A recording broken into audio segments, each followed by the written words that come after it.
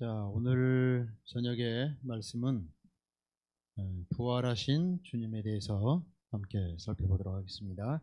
다 함께 하나님 말씀 마가복음 16장에 있는 말씀을 함께 펴보실까요? 마가복음 16장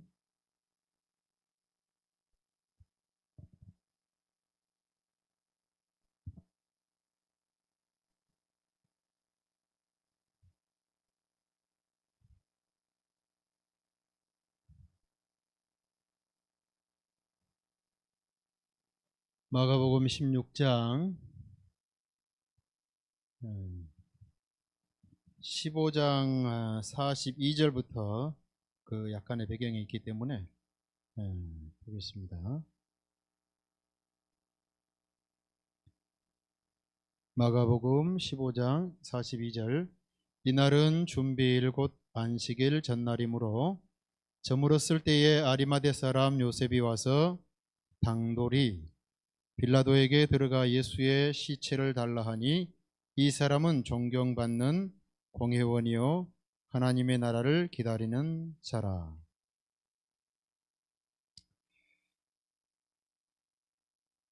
빌라도는 예수께서 벌써 죽었을까 하고 이상히 여겨 백부장을 불러 죽은 지가 오래냐 묻고, 백부장에게 알아본 후에 요셉에게 시체를 내주는지라 요셉이 세마포를 싸서 예수를 내려다가 그것으로 싸서 바위 속에 판 무덤에 넣어두고 돌을 굴려 무덤 문에 놓으매.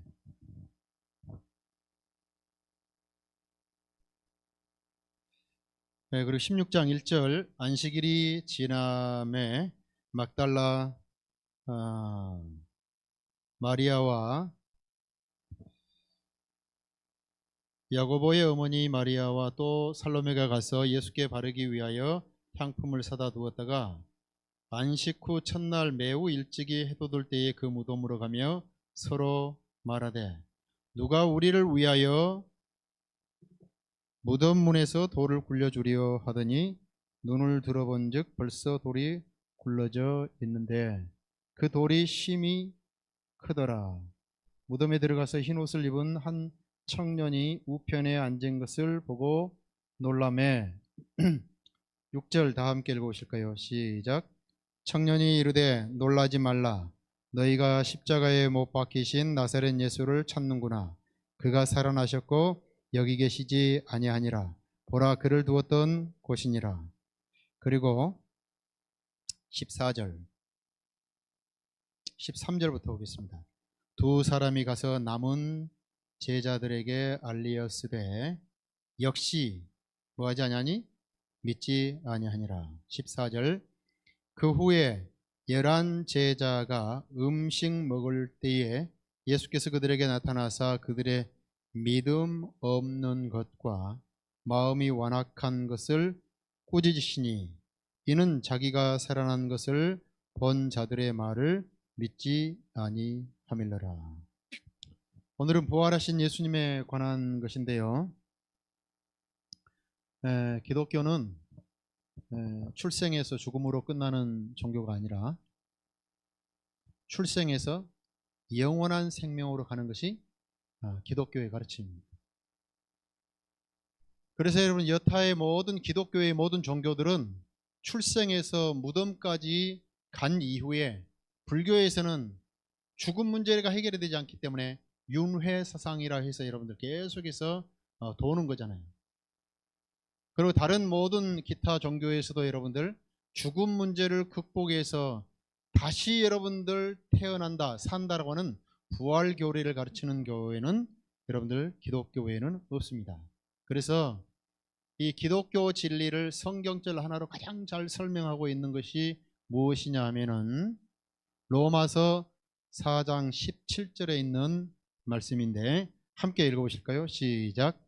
믿음 바 하나님은 죽은 자를 살리시며 없는 것을 있는 것으로 부르시는 이시니라. 자, 우리가 믿는 하나님은, 믿는 바 하나님은 어떤 분이시냐면은 죽은 자를 뭐 하시며? 살리시며 이것을 두 글자로 뭐라 그래요? 부활. 그리고 그 아래 없는 것을 있는 것으로 부르시는 이를 뭐라 그래요? 세 글자로 창조주. 여러분, 하나님께서 태초에 천지 만물을 창조하셨잖아요. 그리고 마지막 시대에 여러분들 계시록 14장에서 새 천사의 기별의 핵심이 뭐냐면은 창조주께 돌아오라는 거예요. 근데 여러분들 그 창조가 죄로 말미암아서 다 이그러지고 문드러지고 죽어버렸잖아요. 그 죽은 것을 다시 예수님이 십자가의 죄 용서해 주심으로 말미암아 다시 살아나게 되는 것이 부활인데, 부활은 어떻게 보면은 재창조와 같은 것입니다. 그래서 기독교의 가르침을 여러분들 두 단어로 딱 정하면은 부활과 창조예요. 기독교 외에는 여러분들 부활과 창조를 가르치는 종교가 없습니다. 저래 여러분들 정말 하나님을 믿는다라는 것을 뭘 말하느냐면은 천지 만물을 창조하는 것인데, 그 밑에 있는 단어가 굉장히 중요해요. 없는 것을 있는 것으로 부르시니, 이것이 창세기에서 바라, 무에서 유를 창조했다. 그리고 죽은 자를 살리시는 분이시다. 그래서 오늘 여러분들, 저와 여러분들이 이 부활에 대해서 함께 살펴보는 것입니다. 이 세상에 있는 많은 사람들이 전부 다 이성주의에 사로잡혀 있어서 예수님의 부활에 대해서 잘 믿을까요? 믿을까요? 잘 못 믿어요. 예수님 당시에도 사두개인들이 여러분들 예수님의 부활을 믿지를 않았습니다. 그들은 언제나 철저하게 그 이성으로 이해될 수 없는 것에 대해서는 받아들이지를 못했어요. 그래서 부활이라든지 천사라든지 창조라든지 이런 것들을 믿지를 못했죠. 그런데 이 세상에 많은 믿는 사람들도 때로는 부활에 대해서 확신과 신념이 없는데, 어떤 무신론자 변호사가 기독교인들이 부활하는데 이 부활의 종교는 근거가 없는 것 같다. 그리고 이것은 아주 사기다. 그래서 부활이 없다라는 것을 입증하기 위해서 프랭크 모리슨이라고 하는 이 사람은 원래 무신론 변호사였어요. 영국인인데, 그래서 열심히 여러분들 역사적인 자료라든지 성경을 저와 여러분들이 연구한 것과는 비교할 수 없을 정도로 직업을 때려치고 아주 성경 연구를 집중적으로 한 거예요. 그런 다음에 책을 기록했는데 Who moved the stone? 누가 그 돌을 옮겼느냐 이 말이에요. 예수님이 여러분들 금요일 날 오후에 돌아가셔서 그 누구의 무덤에 묻혔어요? 요셉이 자기가 죽으면은 자기 자신의 시신을 안치해야 되겠다 생각하고 여러분들 돌로 깎아 판 무덤인데, 그 무덤이 여러분들 사람이 지나다니고 걸어다니고 청년이 앉아있을 정도니까 얼마나 큰 부자의 무덤이었는지 알 수 있어요. 근데 평생에 가난하게 지내셨던 우리 예수님은 돌아가셔서는 부자의 무덤에 묻혔다는 것이 이사야 53장에 나와 있잖아요. 근데 이 모리스라는 사람이 역사적인 여러 가지 문서들을 살펴보고 성경을 깊이 있게 연구하고 내린 결론이 뭐냐면은 Who moved the stone? 그 돌을 누가 옮겼느냐 이거요. 로마의 임봉이 쳐져 있고 여러분들 장정들이 이렇게 달라들어서 옮기기가 쉽지 않는 돌을 누가 옮겼느냐 이 말이에요. 부활을 철저하게 배격하기 위해서 기록된 책이 이 책이었는데, 결론은 무엇이냐면은 예수님의 부활은 확실하다는 거예요. 부활에 대해서 여러분들 정말 부정하고 거절하고 이렇게 부활 사상을 없애기 위해서 시도했던 이 무신론 변호사의 연구와 성경의 여러분들 결국에 가서 결론이 뭐냐면은 예수님은 확실하게 부활하셨다는 거예요. 그래서 기록한 책이 이 누가 그 돌을 옮겼느냐라는 책이죠. 이 책의 근거에서 여러분들 나온 영화가 뭐냐면은 여러분들 이 배너라는 영화예요.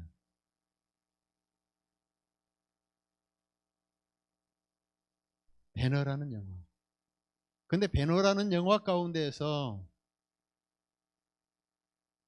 예수님이 부활한 그런 것들은 안 나와요. 예수님이 돌아가시는 것은 나와요. 그런데 그 어머니와 여동생이 지독한 문둥병에 걸려 있다가 그 주의 은혜로 어린아이 3살처럼 여러분들 완벽하게 치료되는 것을 통해서 부활 사상을 전해요. 그래서 1959년도에 여러분들 찰스 헤스톤이 주연이 됐었고, 많은 사람들은 막 말 타고 백마 타고 이렇게 그 경기장 도는 것 같은데, 여기 전체적으로 얘기하는 것은 부활 신앙이에요. 그리고 2016년도에 다시 여러분들 영화를 다시 2편에서 나왔던 것이 2번에 걸쳐서 나왔죠. 오늘 여러분들 이 부활에 대해서 우리가 교과 공부 내용들을 공부를 하게 되는데, 부활하신 주님, 일요일치 월요일치 화요일 수 목체 보니까 부활을 기뻐함, 돌이 굴러져 있는데 무덤을 찾은 여인들, 무덤을 찾았던 연인들이 뭡니까? 굉장히 당돌해, 황당해, 무모해. 왜냐면은 그들이 볼 때는 빌라도라든지 그 니고데모, 아니 요셉과 니고데모 같은 사람들이 불신자인 줄 알고 믿지 않는 사람들 같은데, 예수님이 정작 돌아가셨을 때에 그 시신을 내려서 여러분들 정말 그 향을 바르고 예수님을 무덤에 안치했던 분들은 안 믿는 사람들이라고 생각했는데, 그 제자들이 좀 부끄러웠는지 그 여인들은, 남자들은 또 없어요. 제자들은 또 돈도 없었고, 세 여인, 한 4여인 정도가 해가 질 때 토요일 날 저녁에 가서 여러분들 예수님 시신에 그 바르고 싶은 향유를 구입해 가지고 새벽에 일찍 가는데 당돌해. 그리고 무모해요. 왜냐하면 여인들이, 로마의 병사들이 여러분들 다 지키고 있는데, 마태복음 27장에 나와 있는 표현이 굉장히 재밌는 표현이 있더라고요. 예수님의 부활에 대해서 믿었던 사람들이 누구냐면 사단 마귀가 믿었고, 문자적으로 누가 믿었냐면은 그 당시 예수님을 십자가에 처형했던 누구요? 지도자들이 예수님의 부활을 믿었어요. 그런데 정작 여러분들 예수님의 직접적인 그 입술에서 떨어지는 부활의 설교를 들었던 제자들은 믿었어요? 믿었어요? 못 믿었어요. 그런 일이 있을 수가 없는 것이거든. 그리고 예수님 따라다니면서 죽은 사람이 살아나는 것을, 심지어는 나사로가 살아나는 것을 봤음에도 불구하고 안 믿어. 그만큼 여러분들 그 당시에 부활 신앙을 받아들이는 게 쉽지 않았다 이 말이에요. 근데 마태복음 27장에 보면은 굉장히 재밌는 말이 나와요. 마태복음 27장 여러분들 한번 펴보시기 바랍니다.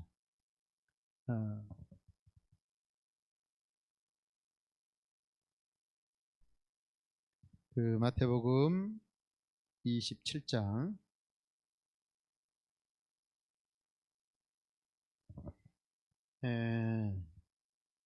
64절에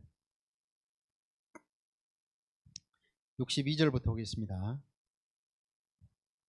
마태복음 27장 여러분 잘 아시는 내용이지만 62절, 그 이튿날은 준비일 다음 날이라 대제사장들과 바리새인들이 함께 빌라도에게 모여 이르되 주여, 빌라도에게 주여 그래. 이 사람들은 주여, 저 속이던 자가, 예수님을 사기꾼으로 생각했으니까 속이던 자라고 표현했습니다.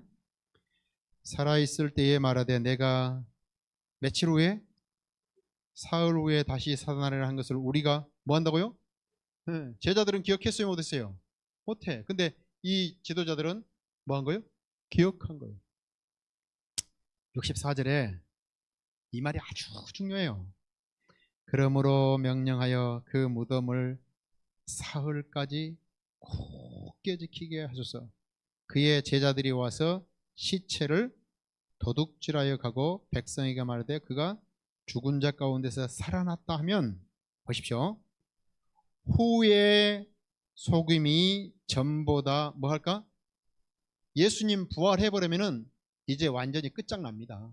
예수님 살아계실 때도 그렇게 전국적인 전 민족의 영향력 있게 전 세계 사람들이 예수님을 따랐는데, 예수님 부활해버리면은 이제 끝납니다. 우리는 이런 말이에요. 그들이 나름대로 믿음이 있어요, 없어요? 문자적으로는 믿는 그 믿음이 있었어요. 근데 65절에 보면 빌라도가 이르되 너희에게 뭐가 있으니?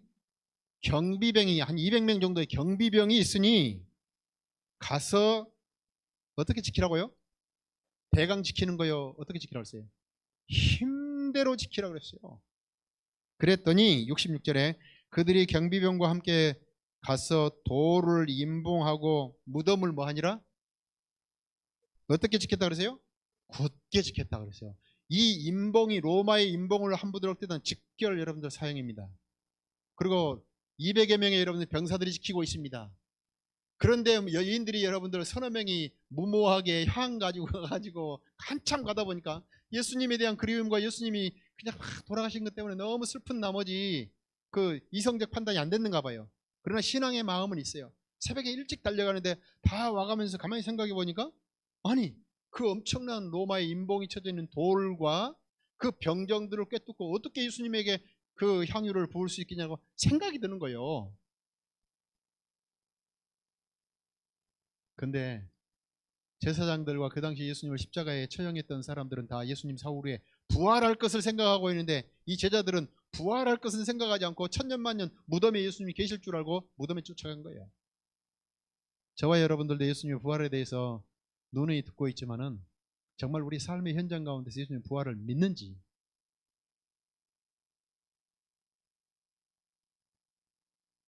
그래서 예수님께서 제자들을 포함한 그 여인들 모든 사람들을 갖다가 꾸짖었다 그랬어요.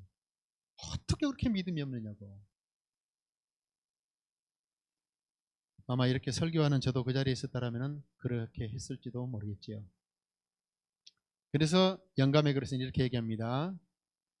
몇 구절 한번 읽어보겠습니다. 그들에게 큰 돌로 맞고 로마의 인으로 임봉한 요셉의 새 무덤을 들여다보지 말도록 명하라. 그리스도는 거기 계시지 아니하신다. 빈 무덤을 바라보지 말라. 희망도 없고 도움을도 받을 수 없는 자처럼 슬퍼하지 말라. 예수께서는 살아 계신다. 그분이 살아 계시는 까닭에 우리도 역시 뭐 할 것이다? 살 것이다. 아멘이신가요? 예. 기독교인은 예수님의 십자가 생각하면서 늘 질질질 눈물을 흘리고 무덤 생각하면서 가슴을 치는 그런 종교가 아니라는 거예요. 부활의 종교이기 때문에 무덤 너머에 여러분들 승천하시고 하나님 보좌 우편에 계시는 예수를 바라보면서 감사와 찬양과 감격해야 될 종교이지 맨날 설교 시간에 찔찔 짜면 안 된다 이 말이에요. 우시더라도 여러분들 기도처에서 우시고 교회 와서 우시지 말아요. 왜 여러 사람들을 갖다가 슬프게 만들어요? 교회에서는 우는 곳이 아니에요. 혼자 기도할 때 우세요. 교회에서는 감사하면서 찬양을 드려야죠. 왜? 주님이 부활하셨기 때문에. 우리가 믿고 있는 주님이 살아계시기 때문에. 자, 감사하는 마음과 거룩한 불로 정결케 된 입술로 그리스도께서 살아나셨다는 무엇을? 노래를 즐거이 부르라. 그분은 살아계셔서 우리를 위하여 간구하신다. 이 소망을 굳게 붙잡으라. 그리하면 그것이 확실하고 믿을 수 있는 닭과 같이 영혼을 붙잡을 것이다. 믿으라. 그리하면 그대는 하나님의 영광을 뭐하리라? 보리라. 아멘이신가요?